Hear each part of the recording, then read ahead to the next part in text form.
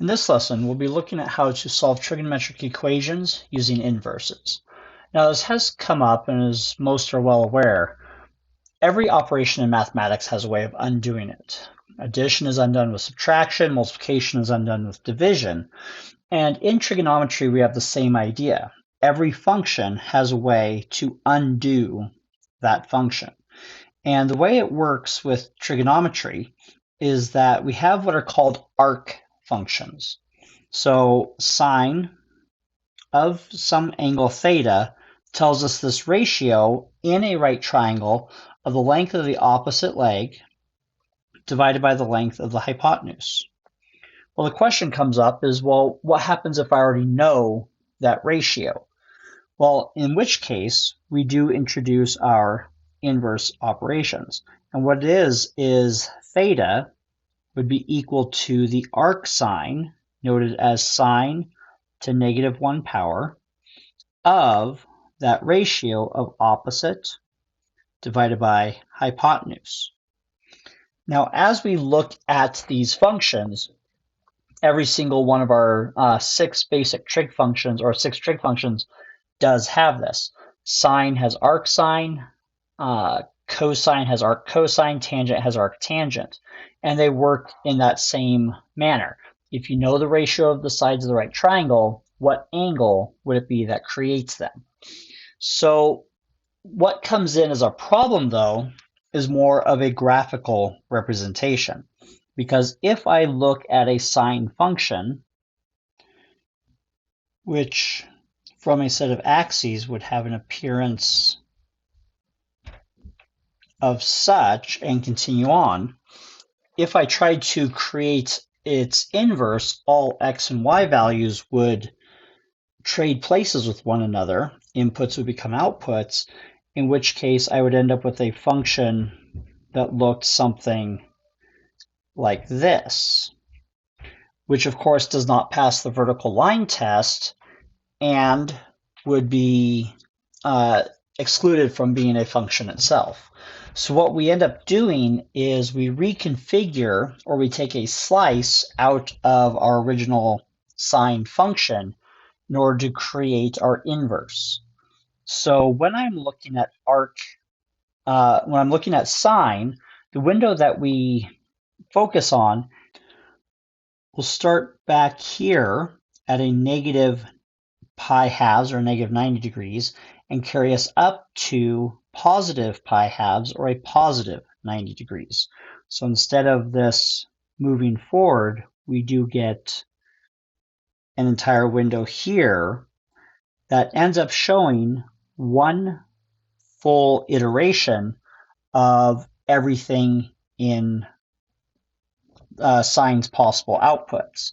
So that means when we swap it over to take a look at our arc sine, what we would be looking at would go into that same general appearance. We're going in this area, and our domain ends up being from negative 1 to 1 inclusive, and our range would be from a negative 90 degrees to a positive 90 degrees, or the equivalent for our radian measurements as well. That is for sine. For cosine, we're going to have to limit similarly. So let's take a look at that one real quick. And when I do look at my cosine function, we can see that we start here and we iterate through. So actually from 0 to that halfway point of 180 degrees, or pi radians, we see one full iteration of our graph. So what we're going to do is take a snapshot of that piece and then translate it over onto our arc cosine graph. So we're going to start it and move our way back through to negative 1, something like this. And then we can start talking about our domain and range. So for this, our domain is going to be, again, from -1 to 1. And our range will come out from 0 to 180 degrees, or 0 to pi radians. Now, in both cases so far, we've had a domain of -1 to 1, and then a range that did cover a span of 180 degrees, just wasn't always the same area. If you're ever going through to solve an equation, if trigonometrics, and you're dealing with sine or cosine, and what you're trying to solve for has a ratio greater than 1, then it does not have a response. If you're dealing with tangent or cotangent, those have infinite items. If you're dealing with secant or cosecant, the area from -1 to 1 is not part of it. Everything else is part of our domain. Let's take a quick look at tangent itself. And I've taken the liberty here of already creating the graphs. So tangent, if we go equal distance on either side of our origin, we do see one full iteration going from -90 degrees to 90 degrees. Range going from -infinity to infinity. So when we reverse that into our inverse, what we will end up with is our domain is all real numbers, and our range goes from -90 degrees to 90 degrees. Okay, so with arctangent, we have a much larger domain, but our range still only covers a 180 degree window, which for tangent is one period. The other functions, sine and cosine, do repeat. So how can we start to put this into practice? What we're going to do is take our mathematical or algebraic skills and solve these equations. So the idea, of course, is to get our x value by itself. Solving equations, of course, we do go back to our old solving method of SADMAG. We look for any subtraction or addition, undo it, then division, multiplication, get rid of those, undo our exponents, then break apart any groups. Well, trig functions fall in that exponent level of difficulty and hierarchy. So looking at this equation as we have it, 2 cosine x minus 1 equals 0. I'm going to start with my subtraction and addition by adding 1 to each side. So I have 2 cosine of x equals 1. Then I look for my division and multiplication. I have this 2 multiplier out front here. So I'm going to get rid of that by dividing it away. So the cosine of x is 1/2. And now I undo this exponent level item. So if I want to get x by itself, what I need to do is take the arc cosine of each side, and I get that x equals the arc cosine of 1/2.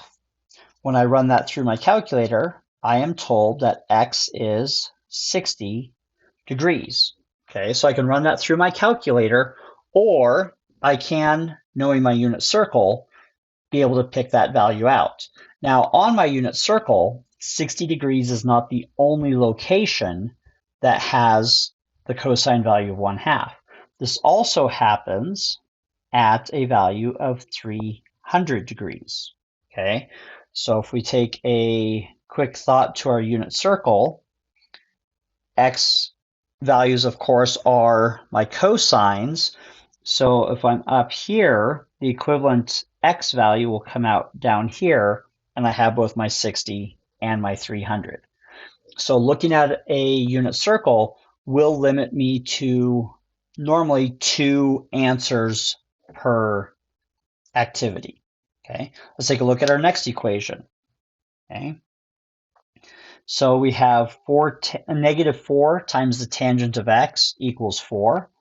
I do not see any subtraction or addition. So I move on to division and multiplication. I do have this -4 multiplier out front. So I'm going to divide it away. And I end up with tangent of x equals -1. And then I move to my exponent level items, in which case tangent is 1. In order to get rid of tangent, x is going to equal the arctangent of -1. And that happens, again, looking at our unit circle, at the 45-degree markers in quadrants 2 and 4. So x is going to equal 135 degrees or 315 degrees. Okay, so again, knowing our unit circle helps us to be able to solve these down. If I were to run these through my calculator, the calculator would only give me an output value of 60 degrees for my cosine function, because that's the only thing that shows up in its range. And actually, neither of these would be given from my calculator. It would go to the coterminal for the 315. It would say a -45. Okay, so being able to interpret items that our calculator gives us into usable items from our actual situation becomes very beneficial, and being able to picture where things fall on the unit circle or just angles in general come into play. So what happens when we go and try and find all solutions? Well, here is a copy of our unit circle. We have our radians, of course, our degrees on the inner track, and then all of our coordinates around the outside. So how do items work with each other on this circle? So any point on the circle can be given as cosine theta, sine theta. Okay, so what can we do in order to find these? Well, cosine is our x values, sine is our y values. So where do things come out being of equal value? If my cosine on here is my x values, and it only exists in this part of my circle, well, how do I get the values on the lower side? Okay, so if my calculator tells me that it has an output value of a certain angle measurement and it's somewhere in here, how do I get the answers down here? Well, what I can do for cosine is come out and say that yes, it is the theta that my calculator tells me, or it is also 360 degrees minus theta. Or if I'm dealing in radians, I can go 2 pi radians minus what my calculator tells me. Okay, and then it's going to happen every single time that I go around that circle again. So if my answer was 60 degrees, if I go 360 minus 60 degrees, I end up here. But those aren't the only ones, because I can do 60 degrees, or I can do 360 plus 60. I can do 360 plus, times 2 plus 60. So what we start writing is these items plus 360 degrees k. K is understood in trigonometry to be any integer value. Okay. Now what happens when we start looking at sine? Okay. My sine, or my arc cosine, only exists on this half of my circle. So how do I get the items that would show up on the other half? Well, if I have, half a, the sine of my angle is 1/2, and I run my arc sine, it's going to tell me 30 degrees. Well, it's also supposed to tell me 150 degrees. So what I can do is I can take that value that the calculator gives me of theta, or I can also have the answer of 180 degrees minus theta. Okay, so if the calculator tells me 30, then I can go 180 minus 30, lands me at 50. Well, what happens if I get an answer down here? Remember, all these ones are given as negative values because our domain is from negative pi halves to positive pi halves. So if the calculator told me a negative 30 degrees, and I need the answer over here, well, 180 minus a negative 30 would land me at my 210. Okay. Then again, of course, we reiterate this plus 360 degree K, or in radians plus 2K pi. What about tangent? Well, tangent is very similar to our sine in that it lives only on the right-hand side of this, but where are tangent values equivalent? Tangent values are equivalent to each other across the origin of our graph. Okay, so if the calculator tells me that my answer is theta, whatever theta might be, my other option would be theta plus 180 degrees, because that would take me straight across my graph. Then with tangent, these items actually become theta plus 180 degrees K, or theta plus K pi radians, because it repeats that often. Okay, so when we're asked to find a solution, sometimes we're asked to find it within a certain window, or we might be asked to find all possible solutions. And these different iterations for cosine, sine, and tangent allow us to find all of those. So let's give one a try. So solve the equation for all solutions. We have, to begin with, 4 cosine x minus 1 equals cosine x. Just like with solving normal equations, I do want to get everything onto the same side of the equal sign that has an x. So I'm going to subtract cosine from each side, cosine of x. So I end up with 3 cosine of x minus 1 equals 0. Remember, when we subtract it, it's not just that a blank is left behind, but 0 does have value. Now I'm going to go, do I see any subtraction or addition? I do. I see a subtraction of 1, so I'm going to add that. 3 cosine of x equals 1. Get rid of my multiplication, so I have the cosine of x is 1/3, which is not a value on my typical unit circle.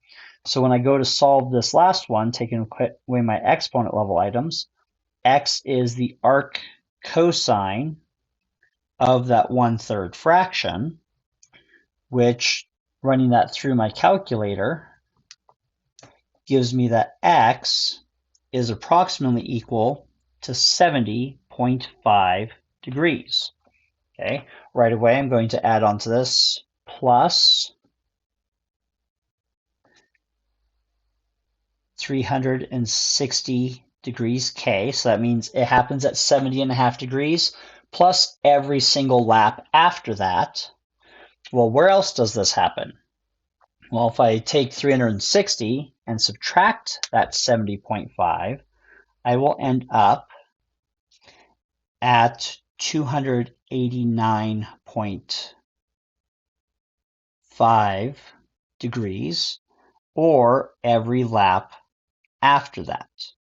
So my full solution set is 70.5 degrees plus 360 degrees K, or 289.5 degrees plus 360 degrees K. Okay. Let's do it again for our sine function.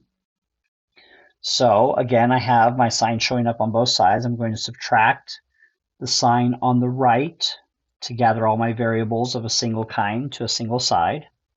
Doing that, I end up with 2 sine of x plus 1 equals 0. Getting rid of my addition, I end up with 2 sine of x equals -1. Dividing away the 2, I have the sine of x is a -1/2. Now this is a value on my unit circle, so I can just use that. Or if I run it through my calculator, x would equal the arc sine of 1/2 which my calculator is going to tell me x is a negative 30 degrees. And right away again, I'm going to say plus 360 degrees K. So in my normal window from 0 to 360, this would happen at 330 degrees. Where else does it happen at? Well, according to my unit circle, both items of sign that are negative will be on the bottom. I did drop a negative along the way here, I'm sorry. So what is 180 minus this? So my other option would be at 210 degrees plus 360 degrees K. So knowing where our unit circle, where items fall on it, relative positions, where are my positives and negatives, and which of my functions, cosine, sine, or tangent, or they're related secant, cosecant, and cotangent, where each of them positive and negative plays a big part in being able to solve these. Calculator can do so much. After that, we actually have to use our brains to fill in the gaps for the rest. Of course, memorizing the unit circle is the most advantageous way to go.